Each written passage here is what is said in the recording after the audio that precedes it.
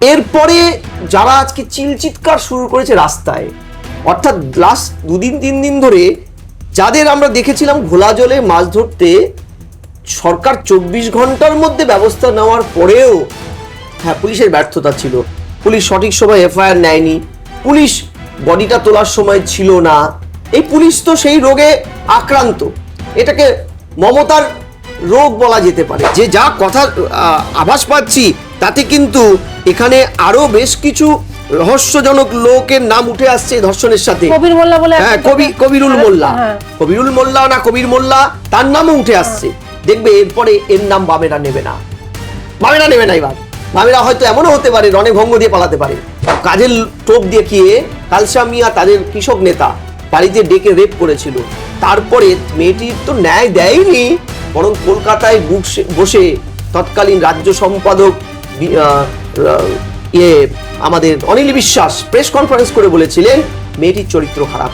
অর্থাৎ মেয়েটার চরিত্র খারাপ থাকলে তাকে রেপ করার অধিকার যখন তখন পাওয়া যায়, এইটা বোঝাতে চেয়েছিল পার্টি। যথেষ্ট গ্রাম বাংলায় রেপ হতো 34 বছর পরে, সে সালিসির মাধ্যমে মিটিয়ে দেওয়া হতো, তাদের হাইকোর্ট অব্দি আসতে দিত না সিপিএম। তারা আজকে এইসব কথা বলছে। মাথায় রাখতে হবে আইনের শাসনের কথা বলে রেল লাইনের মধ্যে রেল লাইন অবরুদ্ধ করব, ড্রাইভারকে মারবো, পুলিশকে মারবো, এগুলো করব, আবার বলবো ধর্ষকদের কোনো ধর্ম হয় না, এগুলো চলবে না। এটা সেই যুগ নয় 1 পয়সা ট্রাম ভাড়া বাড়লে পরে মানে শয়ে ট্রাম পুড়িয়ে দিয়ে বলবো গণতান্ত্রিক আন্দোলন। এগুলো চলবে না কমরেড, এগুলোর কিন্তু অ্যাকশন হবে, শুরু হয়ে গেছে, দেখতে থাকুন।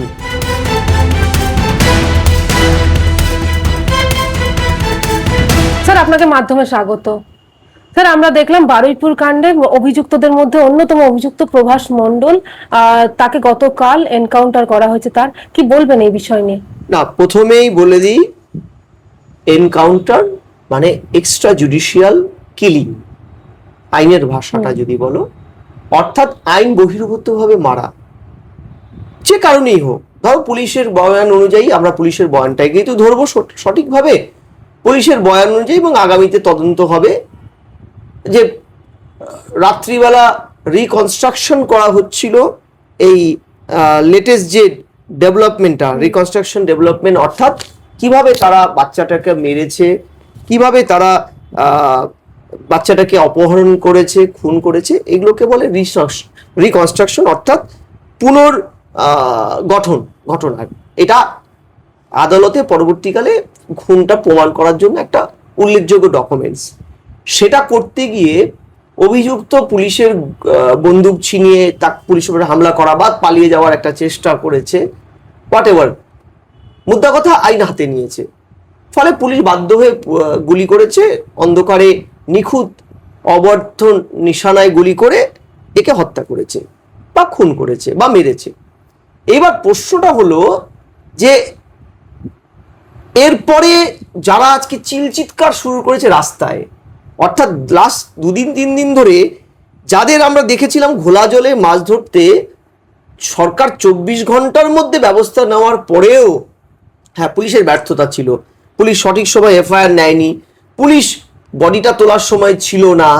এই পুলিশ তো সেই রোগে আক্রান্ত, এটাকে মমতার রোগ বলা যেতে পারে। যে মমতা পুলিশ মন্ত্রী থাকাকালীন পুলিশ টেবিলের তলায় লুকোতো, চেয়ারের তলায় লুকোতো, নার্সের ঘরে ঢুকে পড়তো, আরজি করের ঘটনা আমরা দেখেছি, কিংবা শাটার উঠিয়ে মানে ওই শামসেরগঞ্জের যখন হরগোবিন্দ দাস চন্দন দাসকে কুপিয়ে খুন করছিল মুসলিম মৌলবাদীরা, তখনও কিন্তু পুলিশকে দেখেছি আমরা শাটার তুলে দোকানের ভিতর লুকিয়ে গেছে। এই অভ্যাস তো পুরনো, যাবে না অত সহজে। ফলে পুলিশ ব্যর্থ, সরকার পুলিশের বিরুদ্ধেও তদন্ত শুরু করেছে, 3 দিনের মধ্যে রিপোর্ট দিতে বলেছে, অভিযুক্তরা অ্যারেস্ট হয়েছে। এইবার তারপরে সিকোয়েন্সটা কি? সোশ্যাল নেটওয়ার্ক জুড়ে বামপন্থী নামক একটি সংগঠন, সাথে কিছু তৃণমূল বিভিন্ন ভুয়ো খবর ছড়াতে লাগলো। কখনো বলছে অভিযুক্তরা নাকি আরএসএস এর, কখনো বলছে অভিযুক্তদের ছাড়িয়ে আনতে নাকি অ্যাক্টিভ হয়েছিল আরএসএস।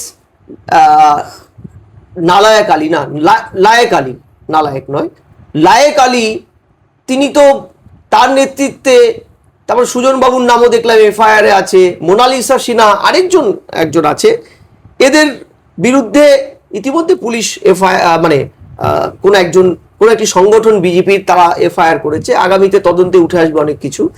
এদের একাধিক ভিডিও পোস্ট, এবং আমি অনেক কুচো বাম, অতি বাম, ছুচো বাম, নীতি বাম, সতী বাম, এদের অনেক ধরনের বাম এরা যে মোবাইল ফেসবুকে ছড়িয়ে ফেলেছে, আরএসএস করেছে, হিন্দু মুসলমান একটা দাঙ্গা তৈরি করার মতন পরিস্থিতি। তারপরে ইন্দ্রজিৎ কাটি নামে একজন নিরপরাধকে তাকে মেরে ফেলা হলো। তারপরে মানে পরিস্থিতিটা কোন জায়গায় চলে গেছে, যে এই হেন পরিস্থিতি যেখানে রেসপন্সিবল পলিটিক্যাল পার্টি হিসেবে বামেরা ভোট ব্যাংকের রাজনীতি করতে গিয়ে একের পর এক এই ধরনের স্লোগানিং করলো। যেই বামেরা মালদায় গণধর্ষণ একটা নাবালিকার, কিংবা দিনাটায় ধর্ষণের পরে খুন করা একটি ছোট্ট শিশুকে, সেটাও শিশু, ঠিক আছে, করেছে কে, তার শিক্ষক, এই যে খুনগুলো করার পরে যে বামেরা চুপচাপ রইলেন, সেই বামেরা আজকে রাস্তায় নেমে যেভাবে এই তোমার এই মৃত্যুর সাথে কত ধর্মকে খুঁজে পাচ্ছ, যেই বামেরা বারবার আমাদেরকে বামেদের মুখ থেকে বলতে শুনেছি যে ধর্মের সাথে ধর্ষণের সাথে ধর্মের কোনো সম্পর্ক নেই, যে বামেরা দিনহাটার বামনহাটে 11 বছরের নাবালিকাকে ধর্ষণ করে খুন করার মামলায় গৃহশিক্ষক শফিকুল হকের বিরুদ্ধে একটা কথা বললেন না, মীনাক্ষী তো এখন নর্থ বেঙ্গলে, তিনিও কোনো উত্তর দেননি। মালদার গণধর্ষণে ধৃত শেখ রবিউল, তা নিয়ে বামেদের কোনো উচ্চারণ নেই। বামেরা যেই বারুইপুরের গণধর্ষণটার সাথে ধর্মকে খুঁজে পাচ্ছে বিভিন্নভাবে, এবং বিভিন্নভাবে স্টেটমেন্টগুলো তুমি যদি দেখো, এবার আমি বিকাশ বাবুর মতন দায়িত্ববান লোক যারা, এবং সিপিএম যে দুদিন ধরে হাওয়া বাতাস গরম করলো, মুখ্যমন্ত্রী নাকি বিরোধী দলনেতা থাকাকালীন ক্ষমতায় আসার আগে বলেছিলেন সকালে জমা বিকালে খরচ, তাহলে সেই হেন মুখ্যমন্ত্রী আজকে চুপচাপ আছেন। হলো, আমি ধরে নিলাম পুলিশের বন্দুক ছিনিয়ে পালার সময় গুলি হয়েছে, কিন্তু হয়েছে তো, গুলিটা তো হয়েছে, খুন একটা তো মরেছে, তাহলে এখন আপনাদের কেন মনে হচ্ছে যে তথ্য প্রমাণ লোপাট করতে এই গুলিটা চালানো হয়েছে? আরেকটা রেসপন্স এখন পর্যন্ত যা খবর, এখনো পর্যন্ত যা বিভিন্ন সূত্রে খবরটা উঠে আসছে, তাতে কিন্তু আমরা অনেক কিছু দেখতে পাচ্ছি।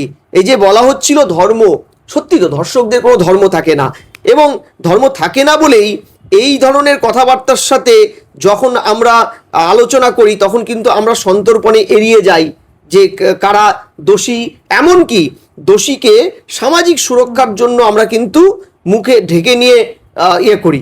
তাহলে আজকে প্রশ্ন হলো যে এর সাথে ধর্ষণের সাথে ধর্মের কোনো সম্পর্ক নেই, তাহলে এই জায়গায় দাঁড়িয়ে আরএসএস এর নাম জড়া হচ্ছে কেন?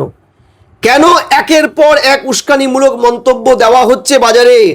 এগুলো প্রশ্ন থাকবে যেখানে বিগত সরকারের সময় একটা রাজ্যের মুখ্যমন্ত্রীকে বলতে শোনা যেত পুলিশ মন্ত্রীকে, ছোট্ট ঘটনা, সাজানো ঘটনা, মেয়েটা প্রেগনেন্ট ছিল, মেয়েটা লাভ অ্যাফেয়ার ছিল, শরীর থাকলে জ্বর জ্বালা হবে, ধর্ষণও হবে। এমনকি কামদুনির ওই মেয়েটিকে যখন ধর্ষণ করে একাধিক লোক মিলে চিড়ে ফেলেছিল জীবন্ত অবস্থায়, ওই নারকীয় বর্বরচিত আক্রমণের পরে নিম্ন আদালত ফাঁসি দেওয়ার পরেও সরকার বারবার পিসি বদল করেছে, পাবলিক প্রসিকিউটর 13-14 বার, এবং সাফিসিয়েন্ট ডকুমেন্ট জমা দেয়নি। তার ফলে ফাঁসির আসামি উচ্চ আদালতে গিয়ে ছাড়া পেয়ে যায় 92 পাতার রায়ে। পরবর্তীকালে এই জয়মাল্য বাগচি কিন্তু বারবার এটাকে ইঙ্গিত করেছিল কামদুনির। মুখ্যমন্ত্রী বারবার বলতেন যে আমি করব, কি তোমার ফাস্ট ট্র্যাক কোর্ট বানিয়ে করব, কিন্তু আজ অব্দি মুখ্যমন্ত্রীর জমানায় সে পার্কস্ট্রিট থেকে শুরু করে যে পুলিশই তো অতি সক্রিয় হয়ে তদন্ত করতে গেছে, আমরা দেখেছি যে তার হয় কম্পালসারি ওয়েটিং, দৈমন্তী সেনকে কম্পালসারি ওয়েটিংয়ে ফেলে দেওয়া হলো, একটার পর একটা এরকম ঘটনা। কামদুনির মেয়েটিও তো নাবালিকা ছিল। যে বামের আজকে এত বড় বড় কথা বলছে, সেই বামেদের সময় বানতলার ধর্ষণের পরে জ্যোতিবাবুর কি স্টেটমেন্টটা ছিল?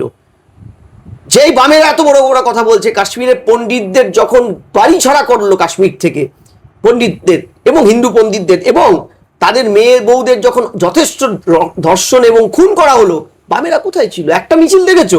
হরগোবিন্দ দাস চন্দন দাসকে যখন কুপিয়ে খুন করলো মুসলিম মৌলবাদীরা, বামেদের সমর্থক তারা, বামেরা কয়টা মিছিল করেছিল কলকাতার বুকে বলতে পারবে? এই যে প্রশ্নটা, আরেকটা প্রশ্ন, যে যা কথা আভাস পাচ্ছি তাতে কিন্তু এখানে আরো বেশ কিছু রহস্যজনক লোকের নাম উঠে আসছে ধর্ষণের সাথে। কবির মোল্লা বলে, হ্যাঁ, কবিরুল মোল্লা, কবিরুল মোল্লা না কবির মোল্লা, তার নামও উঠে আসছে। দেখবে এরপরে এর নাম বামেরা নেবে না, বামেরা নেবে না। এবার বামেরা হয়তো এমনও হতে পারে রণে ভঙ্গ দিয়ে পালাতে পারে। এই যে বামেদের সিলেক্টিভ সেকুলারিজম, বেছে বেছে সেকুলারিজম, এটাই কিন্তু ভয়ের কারণ। এতে কিন্তু রাজ্যের সাম্প্রদায়িক পরিস্থিতিটা কিন্তু বিঘ্নিত হচ্ছে। ওই দিনই ওই ঘটার প্রায় 24 ঘন্টার মধ্যে আরেকটি নাবালক ছেলে যাকে খুন করা হয় বাড়ি থেকে ডেকে নিয়ে গিয়ে, প্রসেনজিৎ বলে একটি নাবালক ছেলে, সেক্ষেত্রে তো আমরা দেখিনি কোনো রকম বিক্ষোভ বা কোনো রকম সেখানে যেতে বা কোনো রকম কিছু করতে। আমি তো ওটাই বলছি যে একই জায়গা, বামেদের দীর্ঘদিনের বাম কংগ্রেস তৃণমূলের সিলেক্টিভ বা সিউডো সেকুলারিজম, এই যে সেকুলারিজমের চাষ ওরা করে, এটা সিলেক্টিভ, বেছে বেছে। ওরা দিনহাটার ব্যাপারে একটা কথা বলেনি, যেহেতু ওখানে রেপ আসামি একজন ঘটনাচক্রে মুসলিম ধর্মাবলম্বী, ওরা মালদা নিয়ে একটা পোস্টারিং দেখেছো, যেহেতু ওখানে ঘটনাচক্রে একজন মুসলিম ছেলের নাম উঠে আসছে ধর্ষণে অভিযুক্ত, ধরা পড়েছে, বয়ান দিয়েছে। ফলে বামেরা কিন্তু ওগুলো জায়গায় কথা বলবে না। বামেরা বারুইপুরকে জীবন কাঠি করে ঘুরে দাঁড়াতে চাইছে এবং তাদের লেজুর ভিত্তি করে তৃণমূলের কিছু লোকও দাঁড়াতে চাইছে। এই জায়গায় দাঁড়িয়ে যেখানে সরকার পুরোপুরি সক্রিয় হয়ে এই কাজটা করলো, তারপরেও কিন্তু আজকে এরা কোনোভাবেই সরকারকে কোনো ইয়ে দিতে যাচ্ছে না। তুমি ভাবো, এই যে 92 পাতার ওই সময়ে সেই রায়টা, সেই রায়ে যেখানে মৃত্যুদণ্ডের আসামি কামদুনিতে বেঁচে গেছিল, সেই জায়গায় দাঁড়িয়ে আজকে পরিস্থিতিটা কোথায় দাঁড়িয়েছে, যে আজকে সরকার যখন, রাজ্যের মুখ্যমন্ত্রী যখন বলছে যে পুলিশ ক্যাপিটাল পানিশমেন্ট নেবে, একটা কথা আছে, পরিবারের লোকজনের তারা এমনকি যে প্রভাত মণ্ডল ঘটনাচক্রে যিনি মারা গেলেন, তার স্ত্রী, তার মা বলছে যে মা 9 মাস তাকে গর্ভে ধারণ করেছে, কষ্ট করে তাকে বড় করেছে, সে বলছে যে একটা 12 বছরের কন্যা, সে নারী হয়নি এখনো, তার যখন দেহ কেউ খুলে খেতে পারে, যে কন্যাটি মায়ের মতন, তাহলে তার মা, যে গর্ভধারণী মা পর্যন্ত বুঝে গেছে যে এই ধর্ষক আর মা বলার যোগ্যতা হারিয়েছে, তাই তার বডি দেহটাও আমি স্পর্শ করব, কর্মফল বলে, যেমন কর্মফল, এবং তার স্ত্রীও পর্যন্ত কিন্তু এখান থেকে সরে গেছে।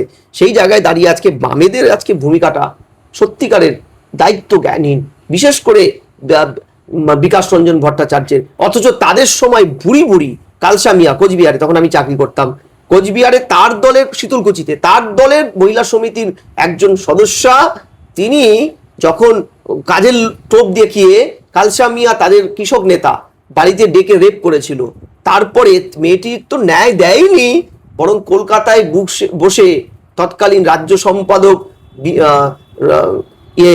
আমাদের অনিল বিশ্বাস প্রেস কনফারেন্স করে বলেছিলেন মেয়েটির চরিত্র খারাপ। অর্থাৎ মেয়েটার চরিত্র খারাপ থাকলে তাকে রেপ করার অধিকার যখন তখন পাওয়া যায়, এইটা বোঝাতে চেয়েছিল পার্টি। যথেষ্ট গ্রাম বাংলায় রেপ হতো, 34 বছর পরে সে সালিসির মাধ্যমে মিটিয়ে দেওয়া হতো, তাদের হাইকোর্ট অব্দি আসতে দিত না সিপিএম। তারা আজকে এইসব কথা বলছে। স্যার, ওই ঘটনার প্রেক্ষিতে ওই দিন যেভাবে একেবারে মব লঞ্চিং হয়ে যেভাবে একজন ছেলে খুন হয়ে গেল, নিরপরাধ ছেলে, সেটা নিয়ে তো কোনো রকম কিছু দেখো দেখলাম। আমি বলছি এই ঘটনা কিন্তু বহুদূর যাবে, রীতিমতন 20 জন অ্যারেস্ট হয়েছে। মব লিঞ্চিং এর উপরে ভারতে কড়া আইন আছে, যে বা যাদের প্ররোচনায় আজকে মব লিঞ্চিংটা সম্পন্ন হয়েছে তারা কেউ ছাড়া পাবে না। আমি বললাম এই যে 20 জন অ্যারেস্ট হয়েছে, এইবার তুমি দেখতে থাকো এর আফটার এফেক্টটা কি হতে যাচ্ছে। মাথায় রাখতে হবে, আইনের শাসনের কথা বলে রেল লাইনের মধ্যে রেল লাইন অবরুদ্ধ করব, ড্রাইভারকে মারবো, পুলিশকে মারবো, এগুলো করব, আবার বলবো ধর্ষকদের কোনো ধর্ম হয় না, এগুলো চলবে না। এটা সেই যুগ নয় 1 পয়সা ট্রাম ভাড়া বাড়লে পরে মানে শয়ে ট্রাম পুড়িয়ে দিয়ে বলবো গণতান্ত্রিক আন্দোলন, এগুলো চলবে না কমরেড। এগুলোর কিন্তু অ্যাকশন হবে, শুরু হয়ে গেছে, দেখতে থাকুন। এদের সম্পত্তি বাজেয়াপ্ত শুধু নয়, বুলডোজার পড়বে এদের ঘাড়ে। কারণ নিরপরাধ মানুষকে ধর্ষক বলে সাজিয়ে দিয়ে মব লিঞ্চিং করে মারা, কত বড় অপরাধ শুধু রাজনৈতিক তাওয়ায় নিজের রুটিটা শেখার জন্য এখন দেখতে পাবেন।